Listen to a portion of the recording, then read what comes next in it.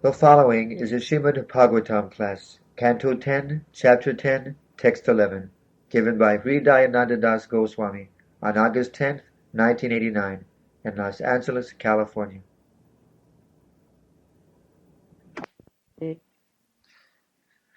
10, 11. Om Namo Bhagavate Vasudevaya.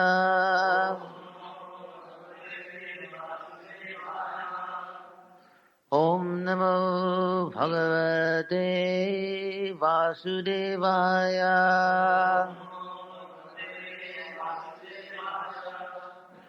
Om Namo Bhagavate Vasudevaya.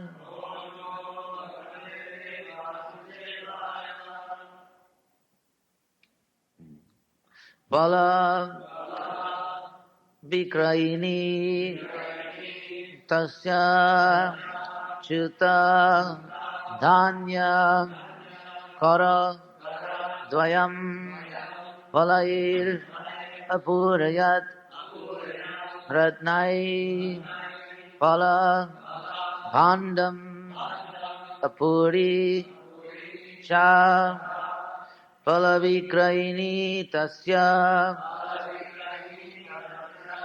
Chutadhanya Karadayam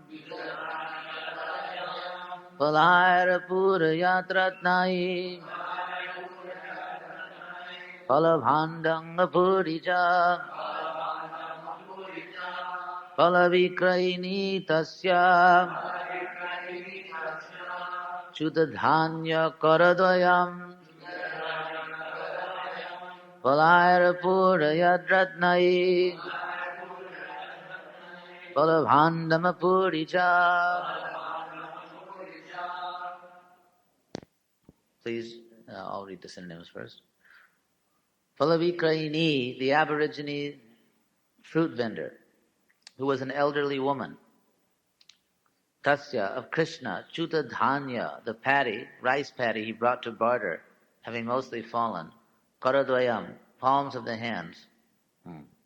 Palai, Apuriyat, the fruit vendor filled his small palms with fruits, Ratnahi, in exchange for jewels and gold. Palavhandam, the basket of fruit, Apuricha, filled. Translation, please repeat. While Krishna was going to the fruit vendor very hastily, most of the grains he was holding fell. Nonetheless, the fruit vendor filled Krishna's hands with fruits. And her fruit basket was immediately filled with jewels and gold. Purport. Srila Prabhupada explains this verse as follows. In Bhagavad Gita 9:26, Krishna says, Patram pushpam phalam toyam yo me bhaktya prayachati taraham bhaktyuparhitam asnami prayatatmanaha. Krishna is so kind that if anyone offers him a leaf, a fruit, a flower, or some water, he will immediately accept it. The only condition is that these things should be offered with bhakti. Yo me bhaktya prayachati. Otherwise, if one is puffed up with false prestige, thinking, I have so much opulence and I am giving something to Krishna, one's offering will not be accepted by Krishna. The fruit vendor, although a woman belonging to the poor aborigine class, dealt with Krishna with great affection, saying, Krishna, you have come to me to take some fruit in exchange for grains. All the grains have fallen, but still you may take whatever you like. Thus she filled Krishna's palms with whatever fruits he could carry. In exchange, Krishna filled her whole basket with jewels and gold. From this incident, one should learn that for anything offered to Krishna with love and affection, Krishna can reciprocate many millions of times over, both materially and spiritually. The basic principle involved is an exchange of love. Therefore, Krishna teaches in Bhagavad Gita 9:27, And this verse follows just after the previous one we read. Jat karosi, jadasnasi, jat juhosi, dadasi jat, jat tapasyasi konteya, tat kuru samararpanam. O son of Kunti, all that you do, all that you eat, all that you offer and give away, as well as all austerities that you may perform, should be done as an offering unto me. With love and affection, one should try to give something to Krishna from one's source of income. Then one's life will be successful. Krishna is full and all opulences. He does not need anything from anyone. But if one is prepared to give something to Krishna, that is for one's own benefit. The example given in this connection is that when one's real face is decorated, the reflection of one's face is automatically decorated. Similarly, if we try to serve Krishna with all our opulences, we as parts and parcels or reflections of Krishna will become happy in exchange. Krishna is always happy, for he is Atma Rama, fully satisfied with his own opulence. Srila Prabhupada ki jai.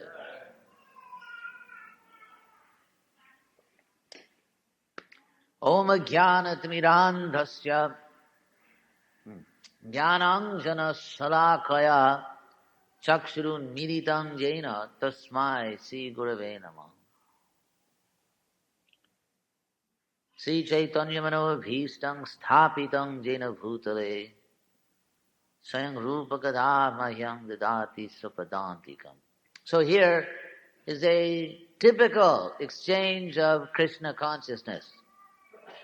This incident nicely illustrates the whole process of spiritual life. The whole process of spiritual life is nicely illustrated here. What is that, Kesava? No, what is the process illustrated here? That phalavikraini tasya chutadhanya karadayam phalayar apurayat ratnai phalabhandam apuricha. Krishna was coming with some grains, acting just like a little child. So little children are not so efficient. He's a little child. He took some grains in his hand because he'd seen his parents do that. When the fruit vendor came, you gave something, grains or whatever, and got some fruit in exchange. So he grabbed some grains and went to the fruit vendor, and because he was just a little boy, the grains all fell through his hands. He's just a little child. Krishna was holding up the whole universe. He's actually the supreme receptacle. Adhara Shaktim Avalambya. Parang Sumurti. This is in the Brahma Samhita. Jakarnarnava jale bhajati smajogani dramananta jagaranda saroma kupa. Adhara Shaktim Avalambya. Adhara means containing or sustaining. So Adhara Shaktim Avalambya means he utilizes his supreme containing potency or his supreme sustaining potency and thus keeps billions of universes floating in order. So this same Krishna who can contain billions of universes within his body dropped the grains. So this is Krishna playing like an ordinary child. Krishna has a theatrical propensity. This is stated many times in the Bhagavatam that, what does Queen Kunti say? Nato natya dharu jatha. In the prayers of Queen Kunti, she says, you are just like an actor who has taken all the paraphernalia, theatrical paraphernalia, the costumes. Krishna has a flair. Krishna can be flamboyant. He puts a peacock feather in his head. A peacock is the symbol of vanity. Isn't it? They say in English, someone's as proud as a peacock. But, so Krishna puts this symbol of vanity within his hair, peacock feather, and he dresses himself in many ways, and then he goes out to play his pastimes. So this is all called natya. Natya means all the paraphernalia of theater, of an actor. The costume and the flair, taking different roles. This is all called natya, the paraphernalia of theater. Theatrics, you might say. And Krishna is nata, just like an actor. Nato natya dharo jatha. This statement is made by Queen Kunti in her prayers. So, here, Krishna, in this particular play, Krishna is taking the part of a little child who cannot even hold some grains in his hands. They fall through his fingers. But still, this lady was so nice. Vikrayini. Vikrayini means saleswoman. So this fruit vendor, Palavikrayini, when she saw little Krishna coming with grains, never mind he dropped the grains, she filled his 2 lotus hands with fruits. Chuta dhanya karodhayang phalayara puriyat ratnai phalabhandama purija. Then her fruit basket became filled with jewels and gold. Now the word pura, this verb is used twice here. It said a puriyat. Krishna, or she filled Krishna's hands, and then her basket of puricha also became filled. So this is explained in the Upanishad. Om Purnamadak Purnamidam. Because Krishna is filled, or Krishna is full, this world is also full and complete. Prabhupada translates it perfect and complete. Complete and full, these are synonymous. So this is the verb. The noun is Purna, or that's actually an adjective, of course, but Purna means full, complete. And here the verb apuriyat, filled up. So Krishna, she tried to fill up Krishna's hands, he filled up her fruit basket. Actually, all the fruits are coming from Krishna anyway. So the fullness is that she had enough fruits to fill Krishna's hands, that fullness is also coming from Krishna. So anyway, there's a nice illustration of all these principles. Then Prabhupada explains, he explains a simple point of bhakti, that one should simply surrender to Krishna, that one should have faith in Krishna. This faith is explained in Chaitanya Charitamrita, that Shraddha Sabdhe Visasakohi. This means by the word Shraddha, what we actually are saying is Visasa, or confidence. Confidence, trust. The other kind of trust, to have trust in one's sex partner or in some politician, this is called material life. And Chanaka Pandit warns against this. Visasana iva kartavya sri suraja kuleshu cha. One has trust in his sex partner and in some politician. This is called material life. So, real trust means sadha sabde visasakohe sudriddhani choy, faith in Krishna, sudriddhani, a very firm conviction.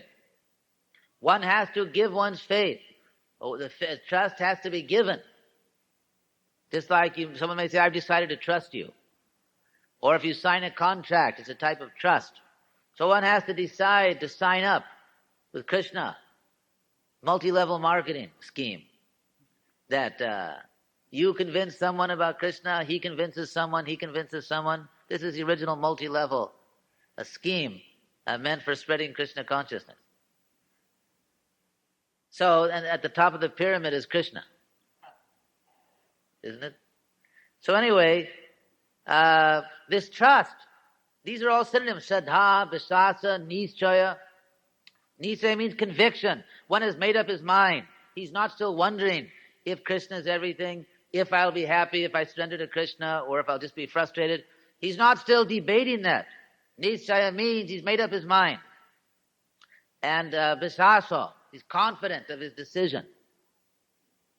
So, what is that decision? Krishna bhakti koile sarva karma krito hoy.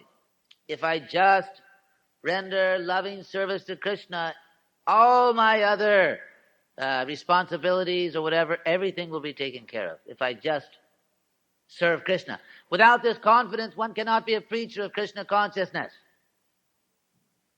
His only aim and object in life is to get money on the plea of Krishna consciousness. Or not even on the plea. It doesn't even bother to plead. So actually, if we degenerate to this position that our main business is business, our business is business. Not that our business is Krishna consciousness, that's old-fashioned, but now our business is business.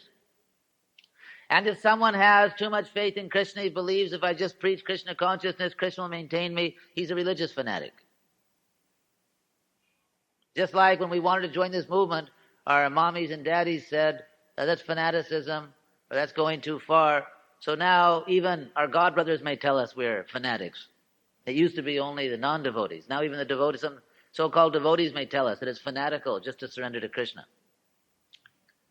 So actually, Prabhupada says that different classes of people, Brahmana, Kshatriya, Vaishya, Shudra, of course, all these duties are meant to serve Krishna. They are known by different grades of faith.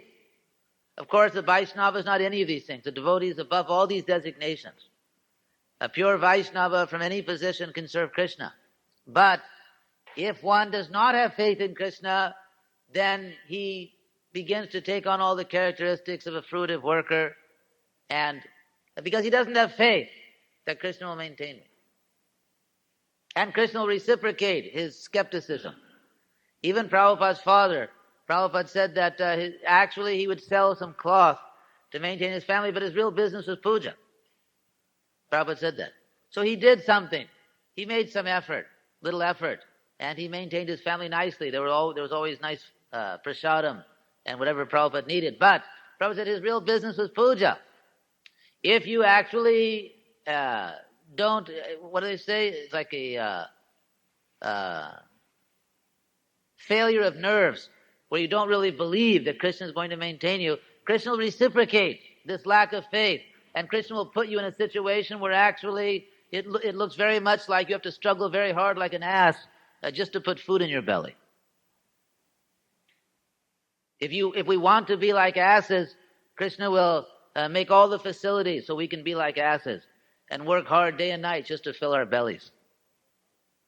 And if we actually have faith that Krishna will maintain his devotee, then we can also live like that.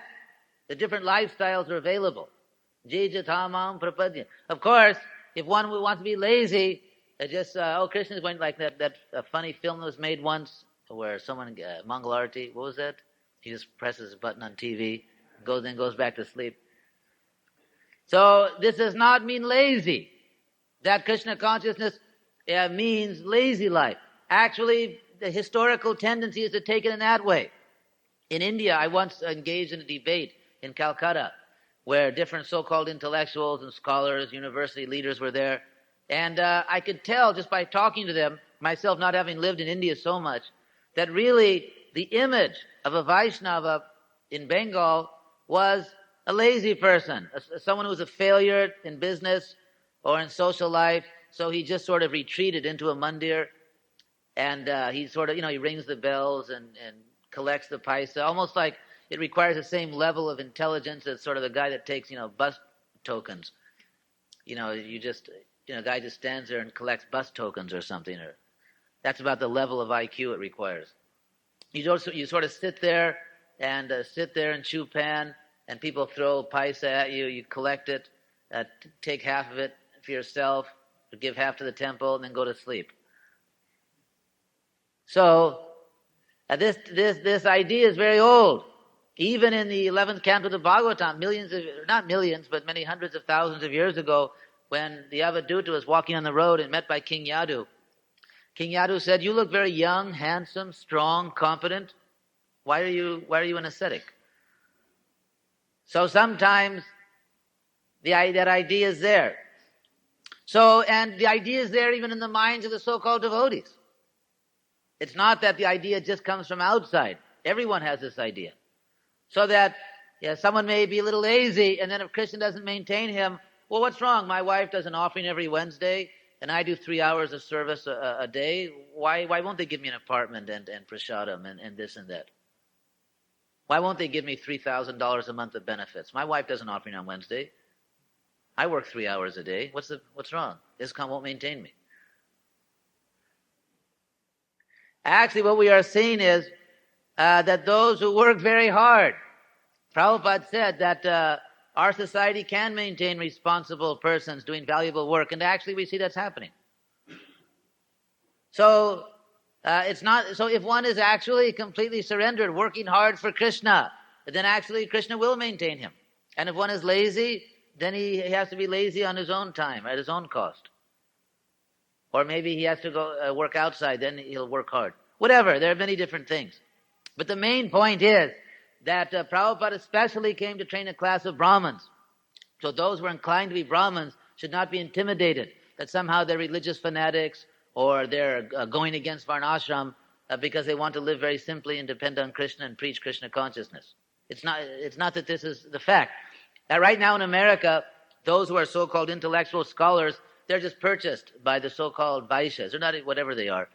They get a salary, they teach what they're supposed to teach, and then they shut up and go home and take care of their kids.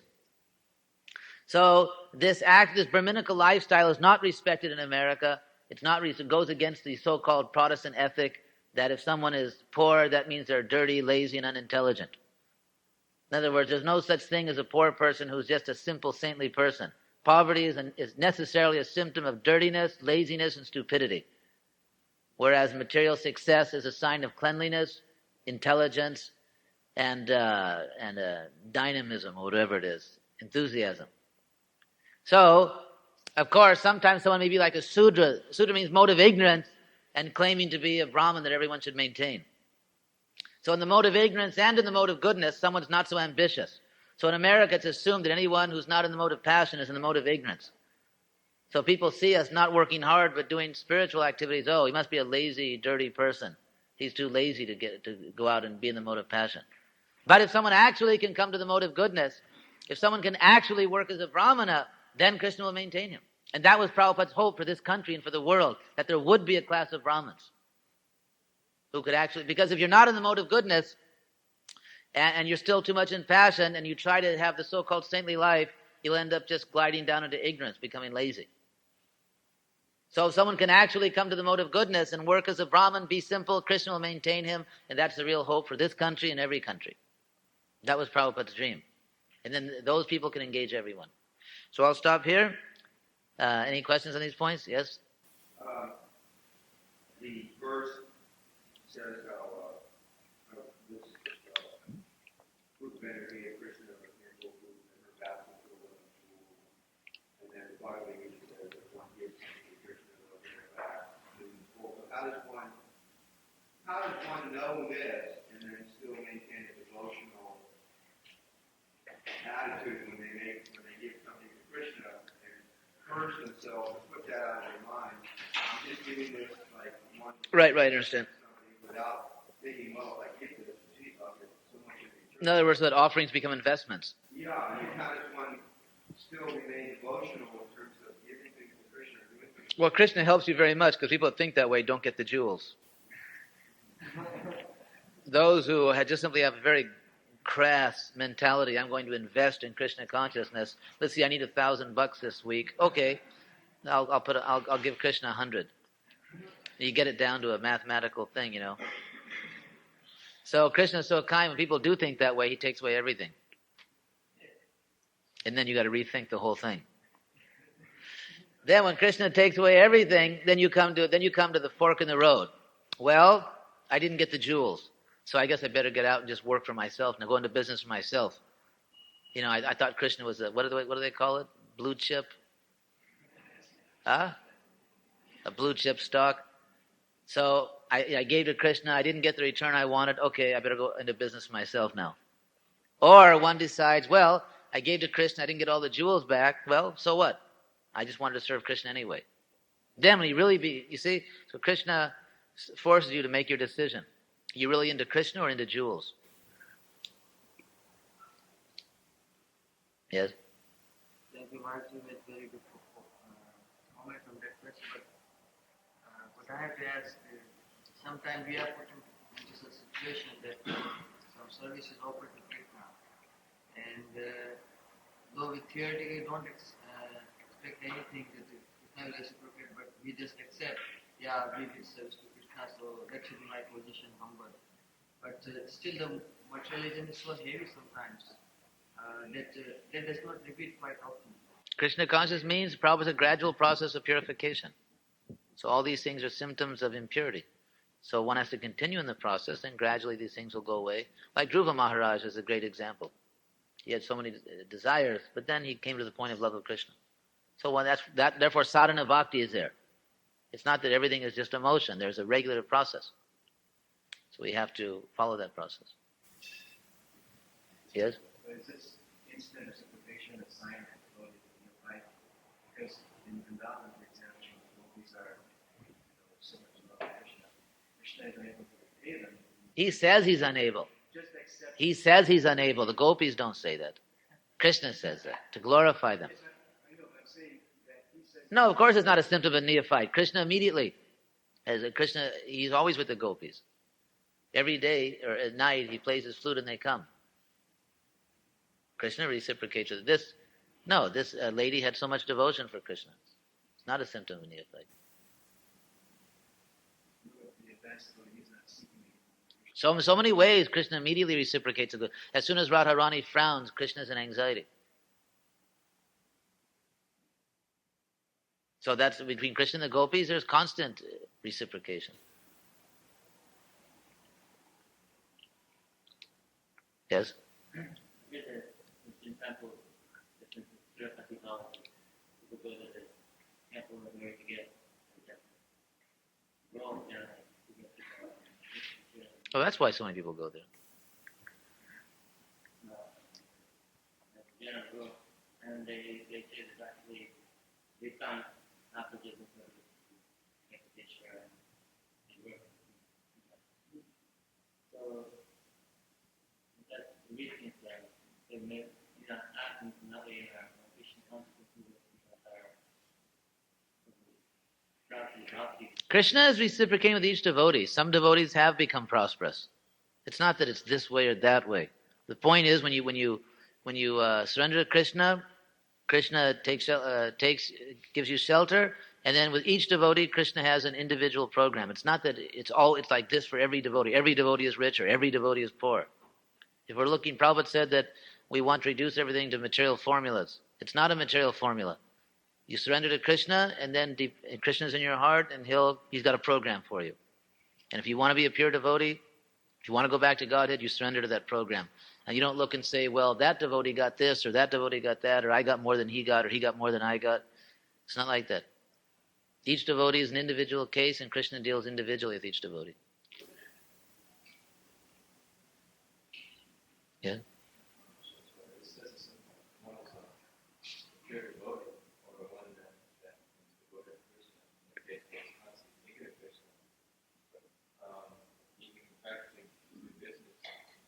I wouldn't say any, but under spiritual rules and regulations, in a very distributed process, so he able to fix himself to serve Krishna. But then in order to become pure, No, one can do business for Krishna. There are some nice examples here in LA, devotees that are doing business, but everything is for Krishna.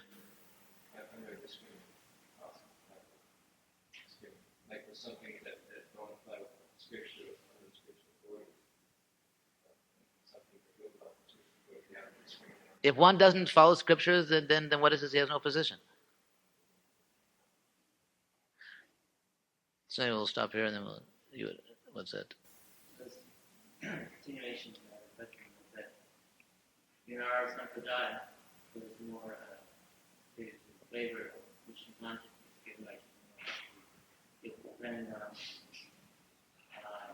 development of love. Yes. Whereas in the other some other Sampradayas there's more depending on midlife. Yes, so therefore. Should be perhaps the people who think that concept or Krishna, they may be more general. But also, Bhaktisiddhanta says that in South India, everyone is very poor by Krishna's mercy, so they can live like sadhus. It's not that everyone is rich in South India or in Andhra Pradesh. So we'll stop here. All glories to Srila Prabhupada.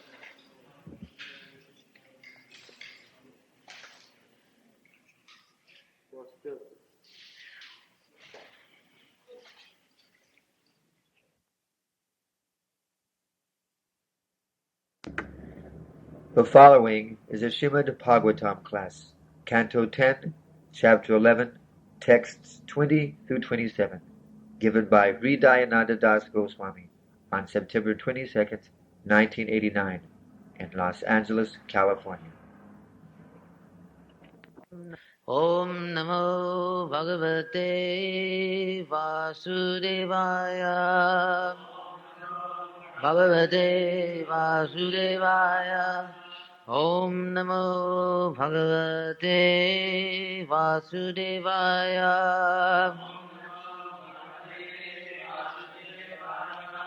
Om Namo Bhagavate Vasudevaya. Om Namo Bhagavate. So I'll just read the first 7 verses, and the 8th one is written on the board there. Ithang jasudatamasesha sekaram madasutang sneho nivadhadhir nripa haste grihitva saharama achutam nidasavatam kritavatya dhodayam. My dear Maharaj Pariksit, because of intense love and affection, Mother Jasoda, Krishna's mother, considered Krishna, who was at the peak of all opulences, to be her own son. Thus she took Krishna by the hand, along with Balaram, and brought them home, where she performed her duties by fully bathing them, dressing them, and feeding them. Purport. Krishna is always neat, clean, and does not need to be washed, bathed, or dressed. Yet Mother Jasoda, because of affection, considered him her ordinary child and did her duties to keep her son brilliant. Om Jnanatimirandasya Jnananjana Sarakaya Chakshurun Militang Jena Tasmai Sri Gurave Namah Sri Chaitanya Manobhistang Sthapitang Jena Bhutale Sangrupa Gada Mahyang Dadati Sapradantikam Idhang Jasoda Tamasesha Sekaram Atasutang Snehani Vadhadhir Nripa Haste Grihita Saharama Machutam Nitva Savatam Kritavatya Dhodayam. So I'll read the next verse. Sri Sukuvacha Gopavriddha Mahotpatan Anubhuya Brihadvane Nandadayak Samagamya Brajakaryam Mantrayan. Sri Sukadeva Goswami continued, then at one time, having seen the great disturbances in Brihadvan, also of course called Mahavana, Brihadvana, all the elderly persons among the cowherd men headed by Nanda Maharaj assembled and began to consider what to do to stop the continuous disturbing situations in Braja. So, this is interesting because here in these 2 verses we see a very feminine and motherly service rendered to Krishna, and in the next verse, the service of the father of the men. Mother Jashoda, when Rohini couldn't convince them to come back from their play and eat, Mother Jashoda said, what was that Pratoraiva, you only ate in the morning, you have to eat again. That was several verses back. Pratareva kritaharas. You only ate in the morning, you have to eat again. Krishna Krishnaravindaksha tataihi stanam viva. So, Mother Jasoda succeeds. Here in this verse we see that she succeeded in bringing Krishna back. Rohini asked for her help. She sent Yasoda because she knew that Mother Jasoda had such an affectionate relationship with Lord Krishna that she could convince them to come back out of that loving relationship. And now, Ithang Jasoda tamasesha sekaramata sutang sneha nivadhadhir nripahaste grihitva. she actually took Krishna and Rama, Balaram, by the hand and led them back to their house and prepared them for their lunch. So Mother Jasoda is serving Lord Krishna in this way as a very loving mother, taking care of him. And now the next verse, Gopa Vridha, the senior men of the cowherd community, Gopa Vridha, Mahutpatana, great disturbances, Anuhuya, perceiving, observing there were great disturbances, Brihad Bane, in the Mahavan, the Brihad Van. So Nandadaya, all the senior men headed by Nanda Maharaj, Samagamya, all assembling together.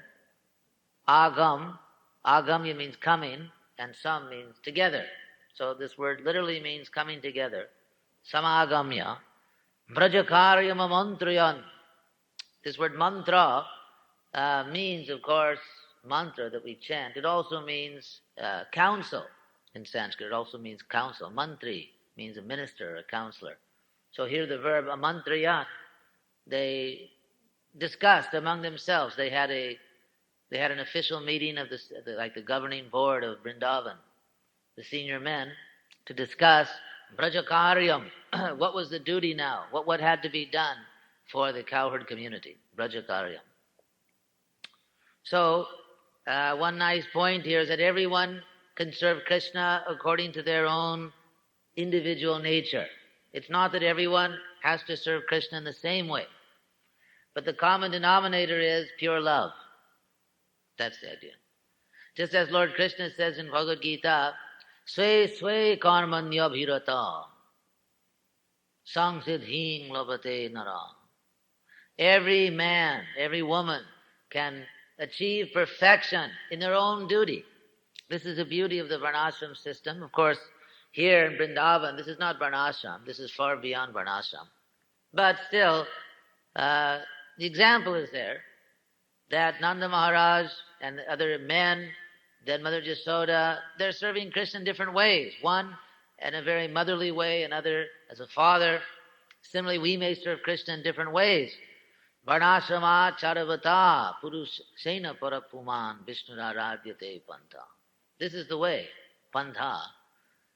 Everyone, every one of us, according to our nature, is in a particular varna or particular ashram. So the Vedic system is made in such a way that if you take any varna or ashram, if you execute it perfectly, you will become Krishna conscious. Therefore, Lord Krishna says that, what is that verse? Seyo sadharma biguna paradharmat sanustitat. Sadharme, what is the next verse? Yes. Sadharmedi dhanam seyak paradharmo bhayavaha. This is a very interesting verse. It requires some thought to understand this verse. Lord Krishna, because it's not at all like the modern social philosophy,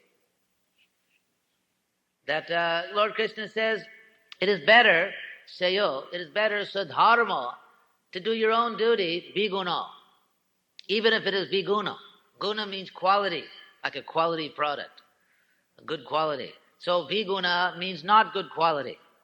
There's something wrong, it's marred, something's wrong with the quality of it. That's called viguna. So Lord Krishna says, Sayo sadharma viguna. Your own duty is better even if the quality is lacking, something is imperfect. Paradharmat sanustitat. It is better than paradharma. In this case, para doesn't mean supreme, it means another. So paradharmat, better than another's duty, even if it is su anustita, very nicely performed. Su means nicely, and anustita, executed. Paradharmat sanustitat. Your own duty is better, even imperfectly performed, than another's duty, even if it is very nicely performed. Sadharme nidhanam seya. And then just to emphasize it, Lord Krishna takes it to the last extreme and says even destruction, even a great loss in your own duty is better than to take another's duty. Because another's duty is bhayavaha. It will bring great danger. So what is a danger, which is actually technically the word nidhanam. Dhana means fortune, and nidhana means when you've lost your fortune. Of course, that can mean ultimately destruction or death. But nidhanam, one loses one's fortune. Just like for a sannyasi, maybe a sannyasi, by compromising his sannyas principles, he may get some money, but he won't compromise. Just like Prabhupada, when he came to New York, he had some contact with the high society New Age crowd in New York. They were interested in yoga and meditation and vegetarianism, and also they had some money, socialites. And you're supposed to flatter the old matrons. They had all these, the yoga matrons. Also, when I traveled in South America, you come across the yoga matrons. They're these ladies, they have some money and they sort of dabble in yoga and they patronize or they help to support the yogis, and then the yogis do favors for them. And anyway, it's all very lovey-dovey. But Srila Prabhupada refused. In fact, there's one story. You know that story? Famous story where they were trying to fix up one of the yoga matrons with Srila Prabhupada, so to speak. Encourage them to have a more intimate relationship. So one time Prabhupada was at some social affair and everyone was talking, the yoga crowd, and so on. Then suddenly everyone was gone and only that lady was there. So what did Prabhupada do? I think he just chanted Hare Krishna, as usual. But anyway, so the idea is that it is better to accept any type of sacrifice. Just like, for example, let us say someone is a householder and he's struggling economically, but there's some opportunity, he can dump his wife and there's some rich lady that's after him. But he can't do that. Some people are shaking their heads here. No, actually he can't do that. He can't reject his family, or a woman. What to speak of a woman? I've married a poor man, so what is the use of this husband? So now there's another man that's offering me money, so I'll go with him. No, it is better to take the position of Nidhanam. Actually, this came up in the Ramayana when Ravana went to, he was trying to persuade Sita to accept him, fool that he was, and he was very confident because he thought all women are like that.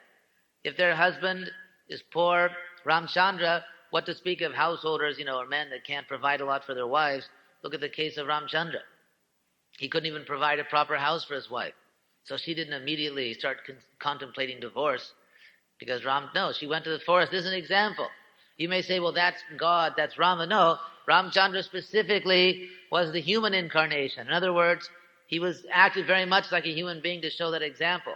That's why he could kill Ravana. Ravana was so puffed up, he had asked for benedictions from Brahma. No demigod can kill me, no Gandharva, none of these big guys. He was so proud, he thought it would be an insult to him to even ask to be protected against human beings. Because human beings he considered to be so wimpy or so useless that he wouldn't even deign to ask for that. So therefore, the demigods prayed, you'll have to come in a human-like form because that's the loophole in his benediction. You can break his contract in that way. So he came as a human being, and he was setting an example as a human being. So this is the example that his wife, even though he could not provide a proper house, he was in the forest, banished, there was no question of divorce. And Ravana thought this is going to be easy, because here's a typical woman that wants all these material things, and her husband can't provide them, and I can. So this is going to be an easy job.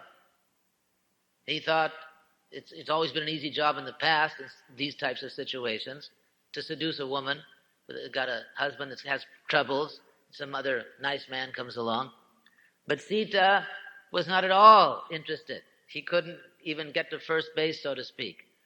Couldn't make any headway because she was actually chaste. So this is the point. Or, for example, let's say a Kshatriya. He has to do his duty and protect the people. There may be some danger for him. So should he become nonviolent? Think, well, discrimination is a better part of valor. Even though I have to protect the people, better I just leave here, and the people may perish, but at least I'll save my neck. No, he can't think that way.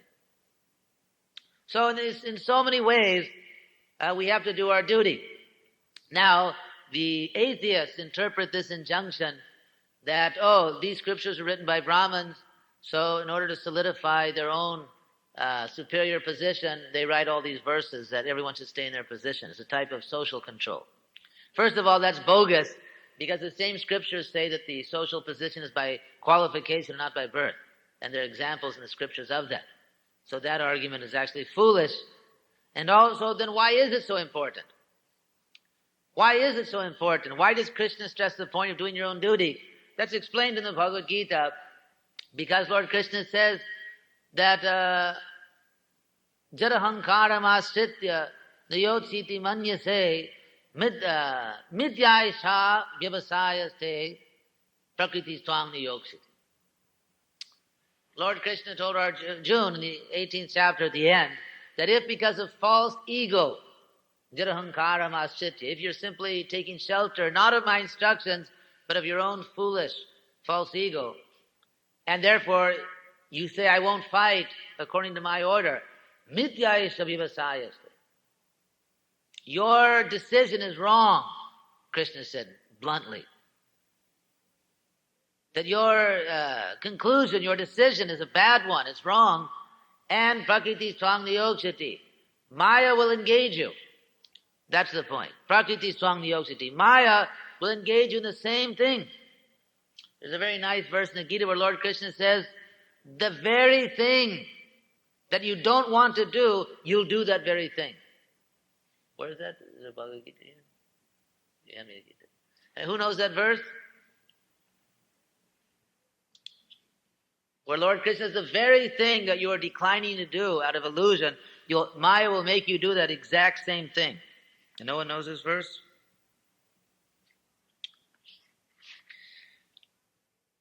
Yes. Svabhava Jaina Konteya Niva Daksina Karamana. That you must do your own duty because you are bound by your nature. Your duty, this is a very common phrase Krishna uses. Your duty is Svabhava Ja. It comes from your own nature. Comes from your own nature. So Karatum Nechasi Janmohat Karishasya Vashopi Tat. Lord Krishna says that the very thing that out of illusion you won't do, even though it's your duty, you'll do the exact same thing, but you'll do it for Maya. That's the point. Because Nigraha King Karishati. What will repression accomplish? Therefore we see people, they don't want to struggle for Krishna, so they have to struggle for Maya. They have to work hard like asses, and they put some bread in their belly. And they put some bread in the wife's belly, and the kitties' bellies. That's all. The animals do that. You see the animals, on educational TV, you can see these films where the animals go out and they get their prey and they drag back an antelope and feed it to the kitties. So we don't want to accept the austerity of rising early, of preaching Krishna consciousness. Then we work like asses just to get some food some little bread in the belly. And in the Kali Yuga, the 12th canto of the Bhagavatam says in this age, someone thinks that if I can put a little food in my belly and feed my family, I'm a great man. And actually, in one sense, it is a great thing. Those who can just make a little money and be a little comfortable, they're considered very great personalities. So these are the tricks of Maya. These are the tricks of Maya. Or we see people, they don't want to come to the Bhagavatam class, no time, but there is time for movies. There's time for movies, there's time for television, but there's no time for the Bhagavatam class. They don't want to hear about Krishna, but they can hear about every demon and rascal and fool. So, it's clearly stated here. Karatum nechasi janmohat. That very thing that you don't want to do, karishasya vashubhita, you will be forced to do it for Maya. Therefore, even though we may show off that, well, I'm not going to do my duty, I can do this other fancy thing, but that fancy thing will turn into a fall down. Therefore, sannyasi may think, no, I'm actually very good at counseling women. Or in that way, a householder may think that, well, look how austere I am. That's 1 month I haven't spoken to my wife, for 1 month. Now it's like flagpole sitting. Let me see how far I can go. So in that way, if one tries to imitate the duty of the wrong ashram, or imitate the wrong occupational duty, his nature will assert itself again and he'll become degraded. That's the point. Anyway, so here, of course, in Vrindavan, there's no question of Varnashram. They follow Varnashram, they're following the rules, but the residents of Vrindavan are far beyond Varnashram. Still, we can appreciate how beautiful this is. Mother Jasoda is serving Krishna in her way, the men are serving in their way, but everyone loves Krishna. That's the common denominator. So, stop here. Any questions on these points? Yes.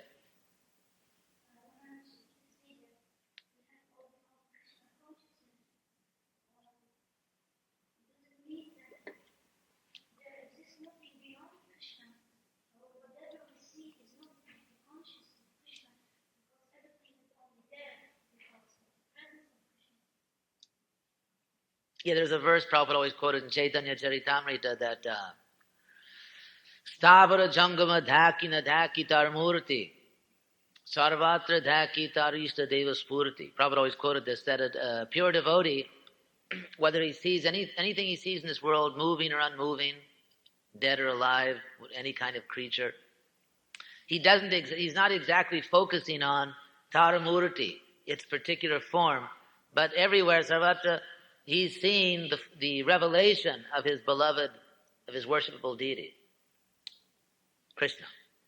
So this is the idea. Yes? You brought a point, I wasn't quite sure if I understood it right. If a person does a service perfectly, he becomes Krishna conscious or Krishna. If a person? If a person does a service for Krishna, Yes. he becomes Krishna conscious. Yes. How could we all imperfect people?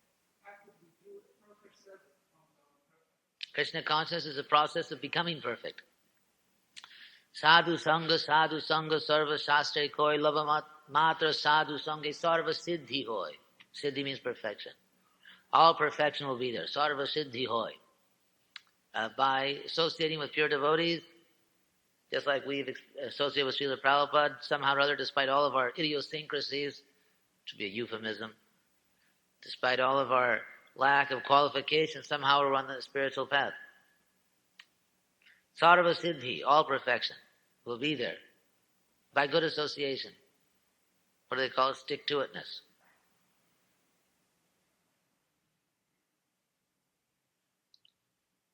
Yes? One has to engage in the proper duty how does man actually know what his duty is? How do you know what your duty is? Well, let's start with your ashram. You have to figure out your ashram. So, that's pretty clear. Either you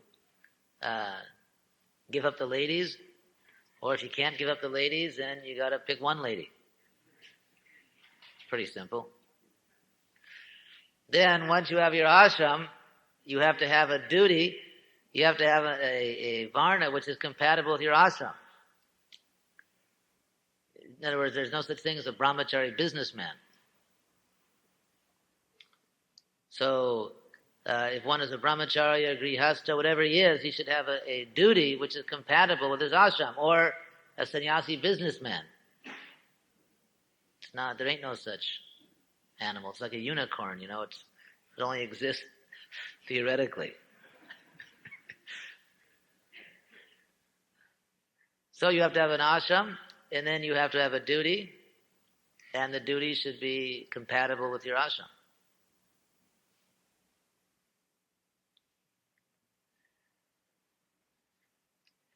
So stop here, all glory to Srila Prabhupada. The following is a darshan with Sri Dayananda Das Goswami on October 7, 1989 in Mayapur, India. There were so many successful materialists. Look at the papers. There were. That's the point. There were. gab so viele erfolgreiche Materialisten. Schau dir doch nur die Illustrierten an. Es gab so viele erfolgreiche Materialisten, also in der Vergangenheit. No, rich people are there, educated people are there, they live a healthy, good life, so that means something is there. But when, how can I just jump make the leap of faith as the Kierkegaard said? You're jumping. Jumping is there. You jump this way or jump that way. You may say, no, I'm in a neutral position, but you jumped into your position. You jump into your so-called neutral position, which is not neutral. What does it mean to be neutral? At every moment we're living. At every moment we're deciding things. At every moment we choose this way or that way. Even if you say, I won't commit to anything, then you're committed to non-commitment.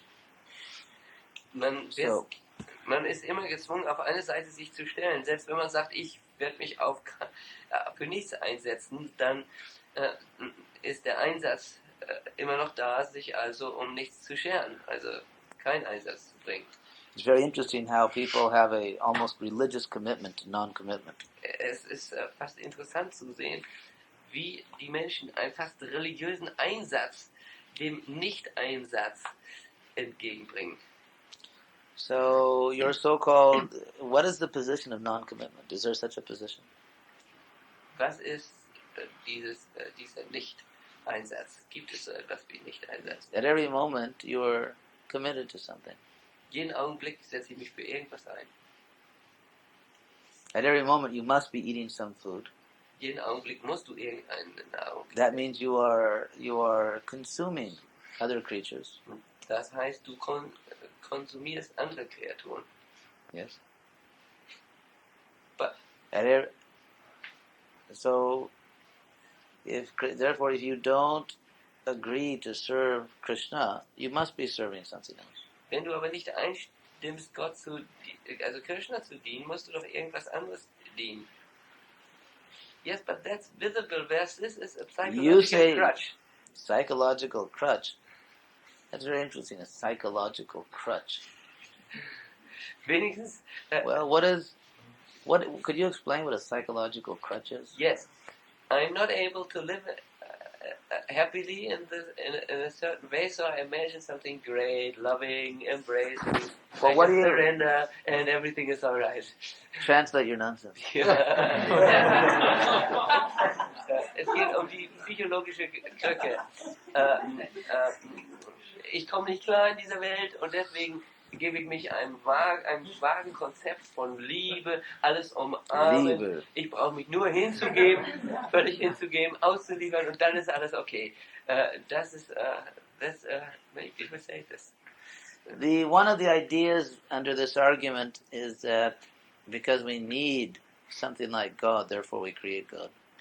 Die zugrunde liegende Vorstellung bei diesem Argument ist, weil wir so etwas brauchen wie Gott, kreieren wir Gott. Das ist unsere eigene Schöpfung. Isn't that the idea? Yes, that's the idea. But actually one could argue the opposite. Man könnte aber eine Gegenposition that our need for God is a proof that there is God. Die Notwendigkeit für Gott ist dass man das Bedürfnis empfindet nach Gott, ist ein Beweis für die Existenz Gottes. For example, we can see that there are many, many things that we feel a need for, and in fact that need is nature's way of indicating to us that we should actually go and get something. Es gibt viele Dinge, nach denen wir uns sehnen, und dass wir dieses Bedürfnis haben, ist also ein Weg der Natur, um uns darauf hinzuweisen, dass wir das uns auch tatsächlich beschaffen sollten. Yes. For example, we feel a need for water. Wir haben zum Beispiel ein Bedürfnis nach Wasser. Because in fact there is water. Denn es gibt Wasser. And we need it. Und wir brauchen es. And we feel thirsty. That's nature's way of making us take water. Und wir